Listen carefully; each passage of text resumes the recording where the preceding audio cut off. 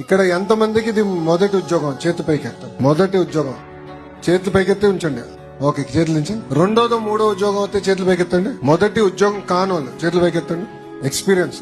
Okay, thank you అమ్మా. నాకు ఇప్పుడు కూడా తొలి ఉద్యోగం బాగా గుర్తు. నేను కాలేజ్ లో చదివేటప్పుడు ఎండాకాలం సెలవులు వస్తే బాబు గారు ఇంటికి రానిలా, వెళ్ళి పని చేయరా అని చెప్పారు 3 నెలలు. సో అమెరికాలో జీ క్యాపిటల్ అనే కంపెనీతో పనిచేశా. నా మొదటి బాస్ కూడా ఇప్పటికీ గుర్తుంది, జాక్ అనే వ్యక్తి. అంటే మొదటి ఉద్యోగం వచ్చినప్పుడు నిజంగానే జీవితంలో ఒకటి సాధించాము, మనం మన సొంత కాలపై నిలబడగలుగుతున్నాం, మనకు అవసరమైన ఖర్చులు మన జోబు నుంచి పెట్టుకోగలుగుతాం అన్న ఫీలింగ్ అది ఏమీ మార్చలేదు. నేను నా పాదయాత్రలో అమ్మా అందరూ తెలుసు 226 రోజులు 3132 కిలోమీటర్లు నడిచా. చాలా మందిని కలిసా పాదయాత్రలు ఎక్కడికి వెళ్ళినా మీరు ప్రభుత్వం నుంచి ఏం ఆశిస్తున్నారని అడిగినప్పుడు అందరు నాకు మొదటి చెప్పేది మాకు ఉద్యోగాలు కల్పించండి. మేము మా సొంత కాలపై నిలబడడానికి సిద్ధంగా ఉన్నాం, కష్టపడడానికి సిద్ధంగా ఉన్నాం, కానీ ఉద్యోగాలు లేక ఇబ్బంది పడుతున్నాం. మాకు మీరు ఏమి ఇవ్వకపోయినా పర్లేదు, మాకు ఉద్యోగం కల్పించండి వాళ్ళు చెప్తున్నారు. అందుకే మీరు చూస్తే బాబు సూపర్ 6 లో మేము ఇచ్చిన తొలి హామీ 5 సంవత్సరాల్లో 20 లక్షల ఉద్యోగాలు కల్పన.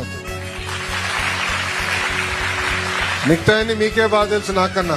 దీపం, తల్లికి వందనం, మన ఆర్టీసీ బస్సులో ఉచిత ప్రయాణం, ఇట్లా మిగతా హామీలు ఇచ్చినాం, కానీ తొలి హామీ ఉద్యోగాలు కల్పన.